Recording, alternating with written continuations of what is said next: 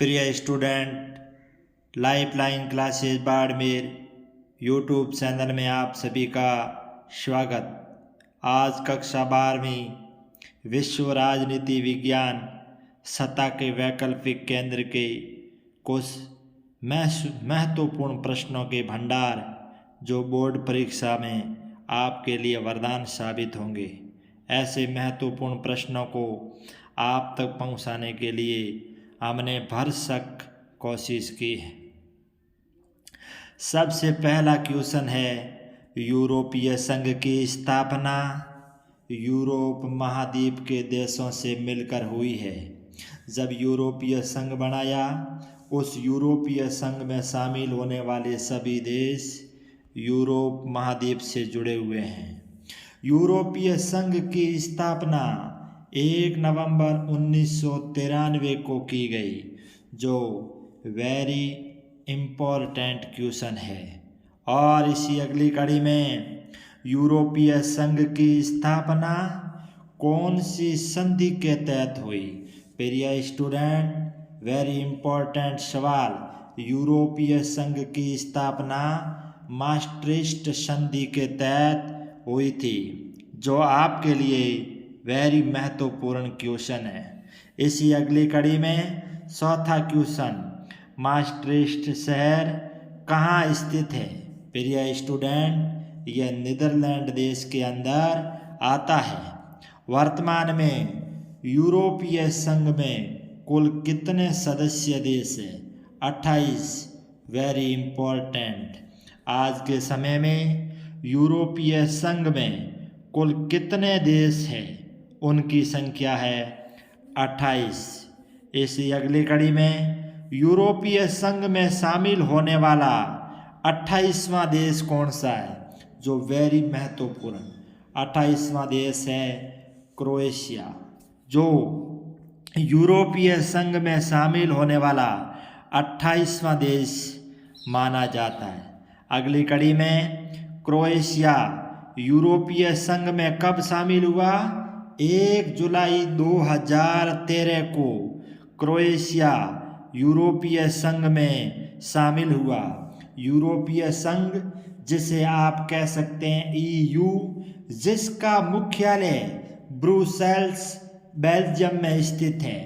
Very important question. याद रहें, यूरोपीय संघ जिसका मुख्यालय ब्रुसेल्स बेल्जियम में स्थित है। अगला क्वेश्चन, वर्तमान में यूरोपीय संघ के अध्यक्ष महामहिम उर्सुला वॉन डेर लेयेन, जो काफ़ी नाम थोड़ा टिपिकल है, यह वर्तमान में यूरोपीय संघ के अध्यक्ष हैं। इसी अगली कड़ी में, यूरोपीय संघ का झंडा कैसा है? या प्रिय स्टूडेंट, यूरोपीय संघ का झंडा इस प्रकार गोल है, लेकिन यहाँ ऐसे सितारे हैं। क्या है? सितारे। तो यूरोपीय संघ का झंडा सितारों के घेरे से बना है। यूरोपीय संघ के झंडे में कुल कितने सितारे हैं? 12 हैं, जो वेरी महत्वपूर्ण क्वेश्चन माना जाता है। इसी अगली कड़ी में, ये यूरोपीय संघ के 12 सितारे, अर्थात यूरोपीय संघ के झंडे में जो 12 सितारे हैं, ये सितारे एकता, मेल मिलाप, प्रगति, समग्र आदि का प्रतीक माने जाते हैं।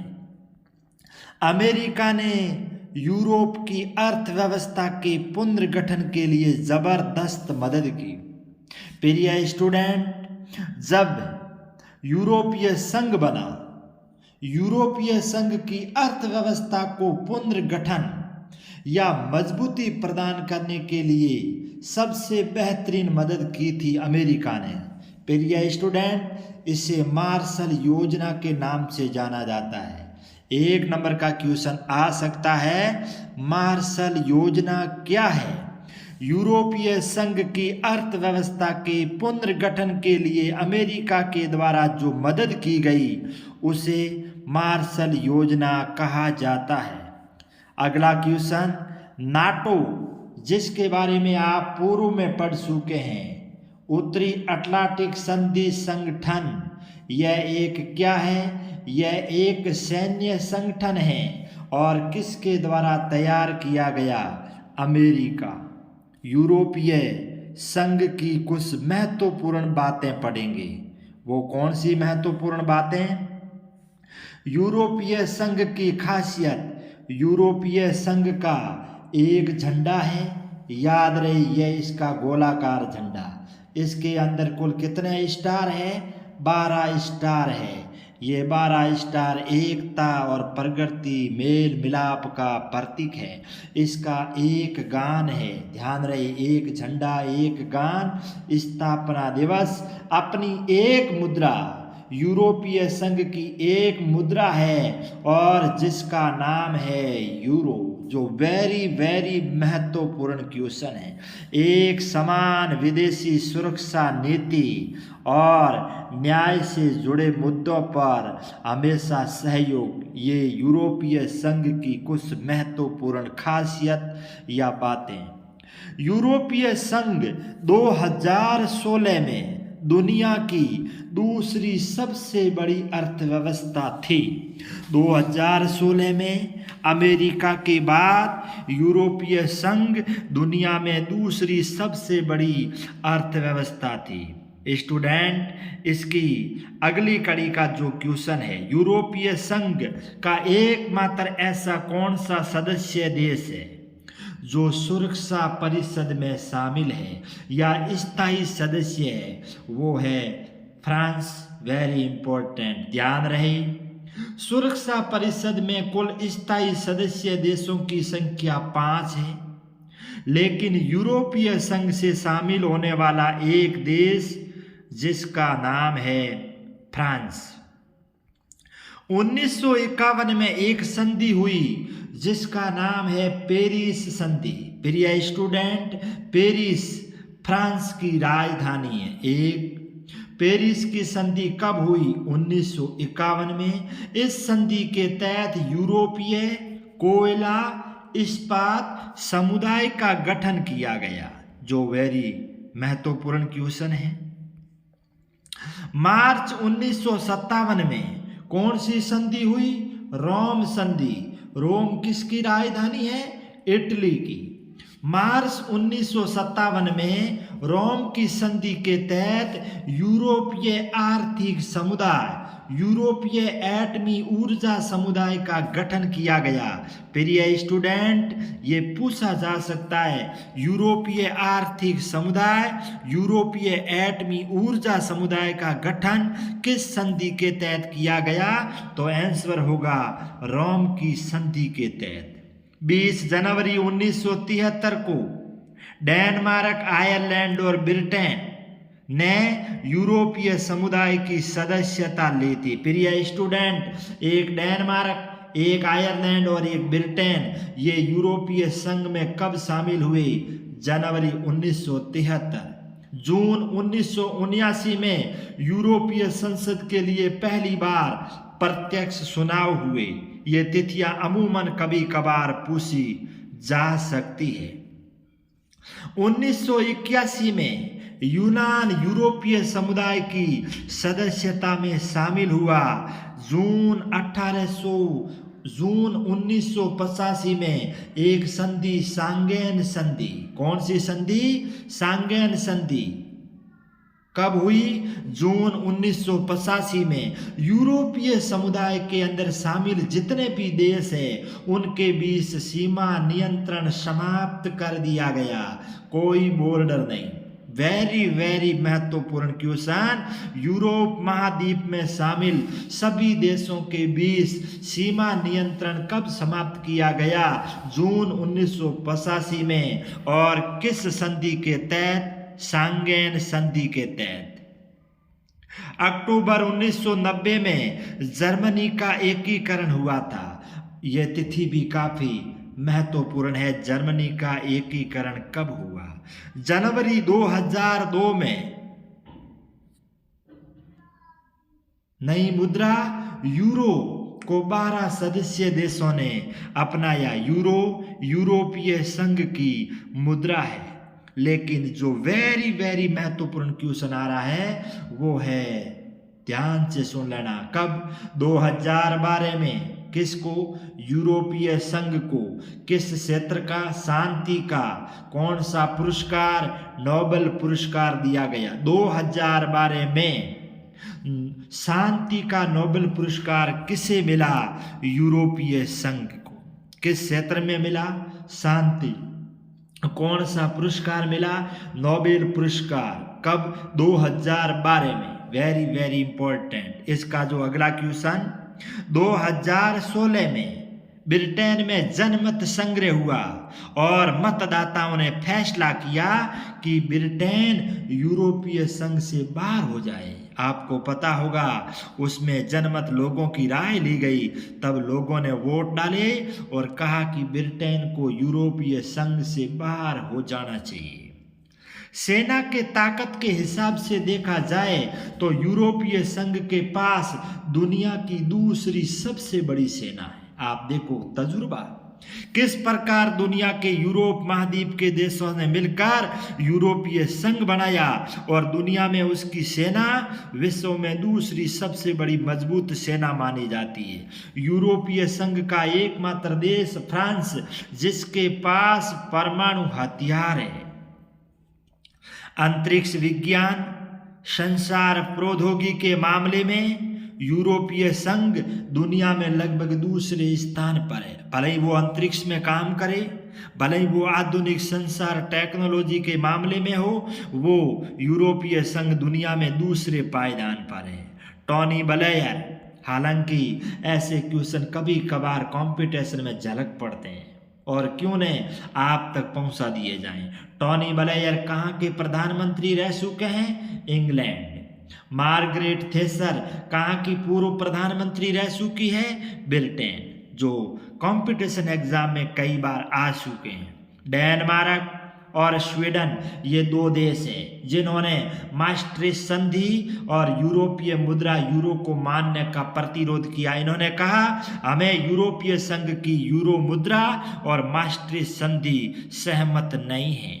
यूरोपीय संघ के द्वारा अपना साझा संविधान बनाने की कोशिश की गई। याद रहे स्टूडेंट, यूरोपीय संघ में शामिल सभी देशों ने यह राय रखी कि हमारा एक संविधान हो, लेकिन ये बात आखिरकार असफल रही।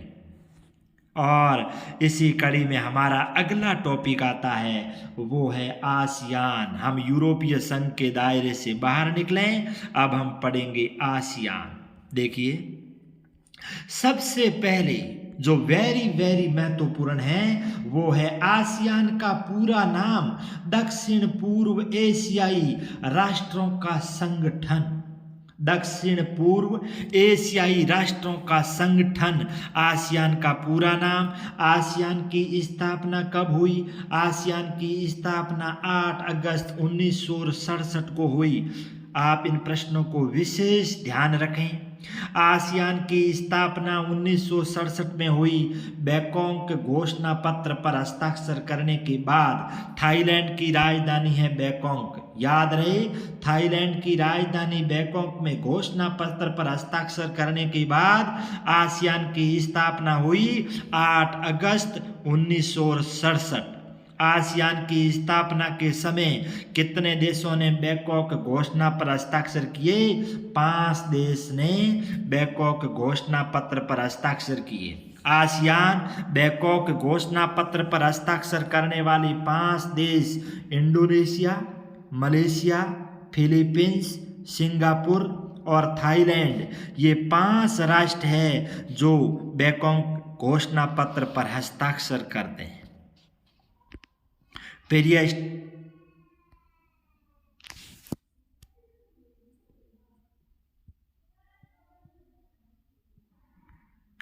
प्रिय स्टूडेंट, जो वेरी महत्वपूर्ण क्वेश्चन आया है वो है, देखिए, आसियान का मुख्य रूप से उद्देश्य क्या है? सीधा सा लिख देना, आर्थिक विकास को तेज करना। 1 नंबर का और भी लिखना चाहो तो इसके माध्यम से सामाजिक सांस्कृतिक विकास हासिल करना, लेकिन इसका महत्वपूर्ण उद्देश्य वो है आर्थिक विकास को तेज करना। कानून के शासन, संयुक्त राष्ट्र के कार्यों पर आधारित नियमों, क्षेत्रीय शांति और स्थायित्व को बढ़ावा देना आसियान का महत्वपूर्ण उद्देश्य माना जाता है। प्रिय स्टूडेंट, वर्तमान में आसियान में कुल कितने सदस्य देश हैं? 10। आसियान का प्रतीक चिन्ह धान की 10 बालियां। याद रहे, आसियान का जो प्रतीक चिन्ह है वो धान की 10 बालियां हैं। ये 10 बालियां दक्षिण पूर्व एशिया, याद रहे, एशिया महाद्वीप की दक्षिण और पूर्व दिशा में दक्षिण पूर्व एशिया के कौन से देश? 10 देशों का इंगित करती है। ये धान की 10 बालियां दक्षिण पूर्व एशिया के 10 देशों की ओर इंगित करती है। वृत्त आसियान की एकता का प्रतीक है। भारत आसियान का सदस्य नहीं है। वेरी इंपॉर्टेंट, कहीं भूल नहीं जाओ। इंडिया आसियान का सदस्य है या नहीं? बिल्कुल नहीं है। अगला क्वेश्चन, 18वां आसियान सम्मेलन कहाँ हुआ? याद रखना, आसियान का जो 18वां सम्मेलन हाल ही में हुआ था और वो हुआ था ब्रुनेई, जिसमें नरेंद्र मोदी गए थे। वर्तमान में आसियान का अध्यक्ष है महामहिम सुल्तान हाजी हसन अल बोलकिया। वेरी इंपॉर्टेंट है, आपके आए कि नहीं आए, कंपटीशन के लिहाज से काफ़ी महत्वपूर्ण है। आसियान के वर्तमान में अध्यक्ष कौन है? 2003 में आसियान ने कितने? 3। कौन कौन से? आसियान सुरक्षा समुदाय, आसियान आर्थिक समुदाय, आसियान सामाजिक सांस्कृतिक समुदाय, इन 3 स्तंभों के आधार पर आसियान समुदाय बनाने की दिशा में कदम उठाए और आसियान के देशों की सुरक्षा और विदेश नीतियों में तालमेल बनाने के लिए 1994 में आसियान क्षेत्रीय मंच ARF की स्थापना कब की गई? 1994, जिसका पूरा नाम आसियान क्षेत्रीय मंच। उद्देश्य सुरक्षा और विदेश नीति में तालमेल बनाने के लिहाज से आसियान आर्थिक समुदाय का उद्देश्य क्या है? आसियान देशों का साझा बाजार उत्पादन आधार तैयार करना, इलाके के सामाजिक आर्थिक विकास में मदद करना आसियान का महत्वपूर्ण उद्देश्य है। प्रिय स्टूडेंट, आसियान में निवेश, श्रम और सेवाओं के मामले में मुक्त व्यापार क्षेत्र FTA बनाने पर ध्यान दिया गया। भारत में 1991 में लुक ईस्ट की नीति अपनाई गई। वेरी महत्वपूर्ण, भारत के द्वारा लुक ईस्ट की नीति कब अपनाई गई? 1991। भारत ने एक्ट ईस्ट की नीति कब अपनाई? 2014। प्रिय स्टूडेंट, काफी महत्वपूर्ण क्वेश्चन है। चीन का उत्थान। अब हम प्रिय स्टूडेंट यूरोपीय संघ हमने पढ़ा, मतलब EU पढ़ लिया, हमने आसियान पढ़ लिया और अब हम पढ़ेंगे चीन का उत्थान।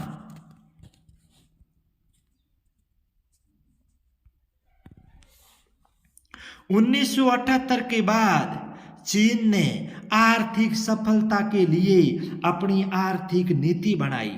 चीन की विशाल आबादी, बड़ा भूभाग, संसाधन, क्षेत्रीय अवस्थिति, राजनीति प्रभाव, तेज आर्थिक वृद्धि के लिए महत्वपूर्ण कारक माने जाते हैं। और अगले कड़ी में चीन ने खेती से पूंजी निकालकर सबसे अधिक पूंजी लगाई बड़े उद्योगों में। चीन ने खेती के ऊपर कम ध्यान देकर सरकारी नियंत्रण में बड़े उद्योग खोले और इस पर ध्यान देकर चीन दुनिया का ताकतवर राष्ट्र बना। चीन अपने नागरिकों को शिक्षित करने, उनके स्वास्थ्य सुविधाएं उपलब्ध कराने के मामले में अमेरिका जैसे विकसित देशों से भी आगे निकल गया था। इतना तेज विकास किया कि हर नागरिक पढ़े और हर नागरिक के स्वास्थ्य सुविधाएं उपलब्ध कराने के मामले में वो विकसित देशों से भी आगे निकल गया। 1973 में प्रधानमंत्री चाउ एन लाई, वेरी महत्वपूर्ण, 1973 में चाइना के प्रधानमंत्री चाउ एन लाई ने कृषि, उद्योग, सेना, विज्ञान, टेक्नोलॉजी के क्षेत्र में आधुनिकीकरण करके 4 प्रस्ताव रखे, वेरी इंपॉर्टेंट, जो चाइना के लिए रीढ़ की हड्डी साबित हुए। 1978 में चाइना के नेता डेंग शाओपिंग ने चीन में आर्थिक सुधारों के लिए खुले द्वार की नीति अपनाई। कौन से? मुक्त व्यापार, खुले द्वार, ओपन डोर की नीति अपनाई, जो वेरी महत्वपूर्ण क्वेश्चन है। अगला क्वेश्चन, भारत और चीन के बीच में युद्ध कब लड़ा गया? 1962 में। और चीन ने अपने देश में खेती का निजीकरण कब किया? 1982 में। चाइना के द्वारा उद्योगों का निजीकरण कब किया गया? 1998। निजीकरण करने से क्या चाइना को कोई फायदा हुआ? निजीकरण से कृषि उत्पादन में उल्लेखनीय बढ़ोतरी हुई। उद्योग और कृषि दोनों ही क्षेत्रों में निजीकरण से चीन की अर्थव्यवस्था में बहुत तेज उछाल आया और वहां के किसानों की आमदनी बढ़ी। एक शब्द आता है student, SEZ, special economic zone, इसका पूरा नाम है, जो वेरी महत्वपूर्ण है। WTO, वर्ल्ड ट्रेड ऑर्गेनाइजेशन, विश्व व्यापार संगठन का चीन सदस्य कब बना? 2001 में।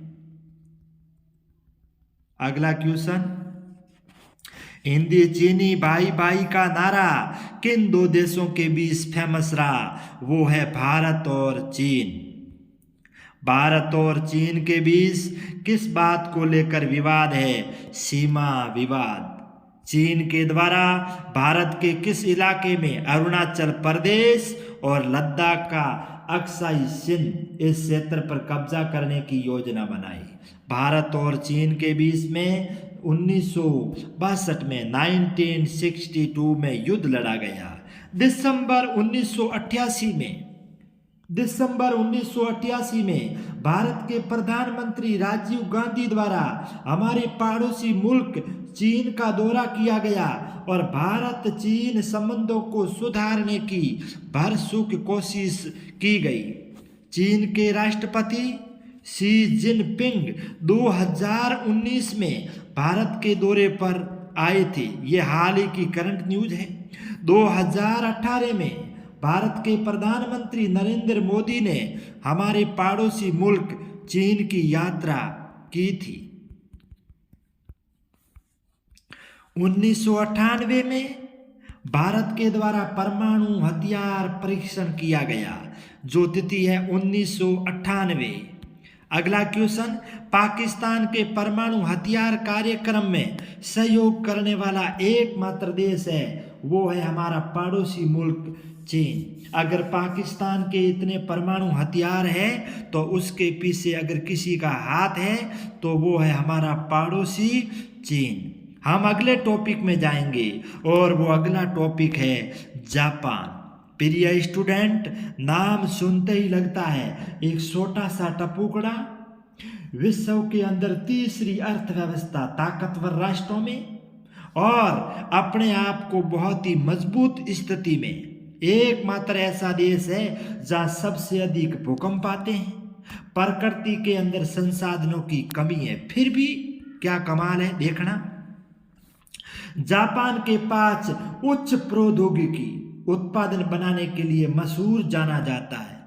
याद रखना सोनी, इसके अलावा टॉप ब्रांड जितने भी है ये सभी जापान के हैं। जापान के पास प्राकृतिक संसाधन कम है। जापान ज़्यादातर कच्चा माल दुनिया से आयात करता है, फिर भी उसकी अर्थव्यवस्था विश्व में तीसरी ताकतवर अर्थव्यवस्था मानी जाती है। अगली कड़ी में जापान 1967 में आर्थिक सहयोग विकास संगठन OECD का सदस्य बन गया। 2017 में जापान की अर्थव्यवस्था विश्व की तीसरी सबसे बड़ी अर्थव्यवस्था है, जो आज भी है, और हमें टक्कर लेनी है तो जापान से ही लेनी है। वर्तमान में हमारे देश के प्रधानमंत्री मोदी जी कहते हैं 2027 तक भारत विश्व की तीसरी बड़ी अर्थव्यवस्था बनेगा। अगर वो किसी को टक्कर मारेगा तो वो जापान की टक्कर मारेगा। प्रिय स्टूडेंट, आज हम विश्व की अर्थव्यवस्था में 5वें नंबर पर है। हमने किसको साइड में किया? हमने इंग्लैंड को एक तरफ किया। ध्यान रहे।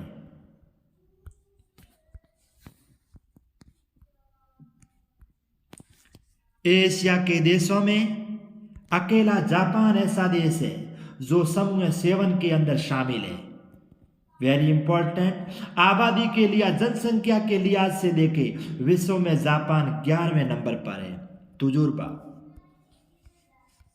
परमाणु बम की विभीषिका झेलने वाला एकमात्र देश जापान है। प्रिय स्टूडेंट, जापान के ऊपर परमाणु बम गिराया।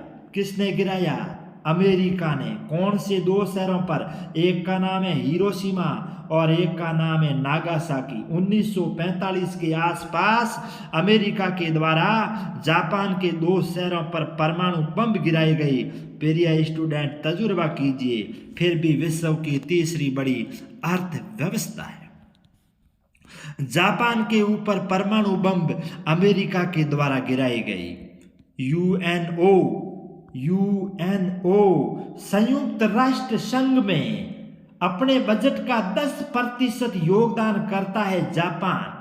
आप देखिए, खुद को भी संभालता है और दुनिया की भी परवाह करता है। इतना छोटा टुकड़ा होने के बावजूद भी संयुक्त राष्ट्र संघ के 100% बजट में से 10% बजट का योगदान जापान करता है। संयुक्त राष्ट्र संघ के बजट में अंशदान करने के लिहाज से जापान दूसरा सबसे बड़ा देश है। आप तजुर्बा कीजिए। हम अगले टॉपिक में जाते हैं और वो है कोरिया। प्रिय स्टूडेंट, कोरिया प्रायद्वीप को एक दक्षिण कोरिया और एक उत्तरी कोरिया के रूप में बांटा गया। आज दुनिया में 2 कोरिया है, एक दक्षिण कोरिया देश और एक उत्तरी कोरिया देश। ये दोनों आज देश है। 17 दिसंबर 1991 को दोनों कोरिया देश यानी उत्तरी कोरिया और दक्षिण कोरिया संयुक्त राष्ट्र संघ के सदस्य बने। वेरी महत्वपूर्ण। 1960 के दशक से 1980 के दशक के बीच कोरिया का आर्थिक शक्ति के रूप में तेजी से विकास हुआ। ध्यान रखना, 1960 के 10 वर्षों से 1980 के 10 वर्षों के बीच कोरिया का तेज गति से आर्थिक विकास हुआ, जिसे हान नदी का चमत्कार कहते हैं। वेरी इंपॉर्टेंट, बहुत ही इंपॉर्टेंट।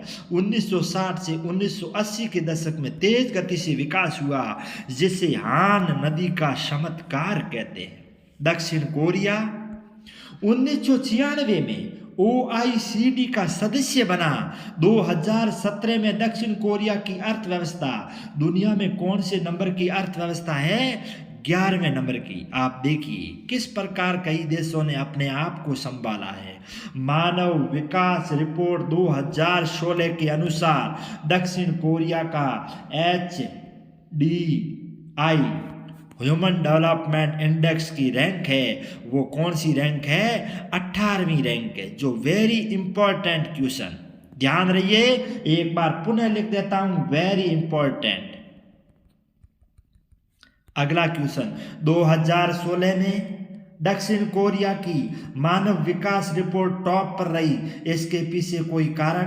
सफल भूमि सुधार किए गए, ग्रामीण विकास पे ध्यान दिया गया, व्यापक मानव संसाधन पे विकास के न्याय संगत तरीके अपनाए गए, आर्थिक मजबूती पे ध्यान दिया गया, पुनर्वितरण नीतियां बनाई गई, सार्वजनिक अवसंरचना पे जोर दिया गया और प्रभावी संस्थाएं और शासन पे जोर दिया गया। प्रिय स्टूडेंट, आप सभी हमारे YouTube चैनल को सब्सक्राइब करना नहीं भूलें। आप अभी सभी हमारे महत्वपूर्ण विद्यार्थी हैं। बोर्ड परीक्षा बिल्कुल नज़दीक है। आपका टाइम टेबल भी माध्यमिक शिक्षा बोर्ड द्वारा जारी किया जा चुका है। आप तन मन धन से तैयारी करें, बिना दबाव भय मुक्त वातावरण में तैयारी करें और लाइफलाइन क्लासेज आपके उज्जवल भविष्य की कामना करता है। आप दिन दुनी रात चौगुनी आगे बढ़ें, इसी आशा और अपेक्षा के साथ जय हिंद, जय भारत।